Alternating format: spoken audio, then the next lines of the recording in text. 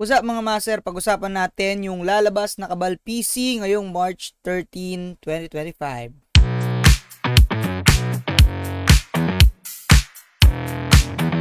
Para sa ating system requirements, galing to kay Mr. Wormy. Recommended specification, Windows 10 64-bit, Intel Core i5 or newer, at least 8GB of RAM, graphics, GeForce GT 730 or newer, DirectX 9 or newer, and for the storage, at least 15 gigs of RAM. Para naman sa ating mga classes, syempre kompleto pa rin ang ating 9 classes. Ito yung interface niya. Fish.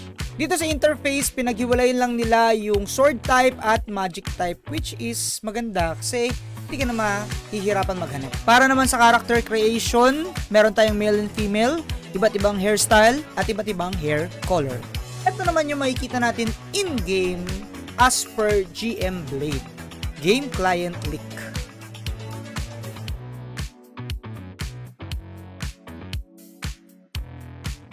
Hanggang dito na lang tayo. Kita-kits tayo sa March 13, ang close beta ng Kabal Ultimate Combo or Kabal PC. Kita-kits!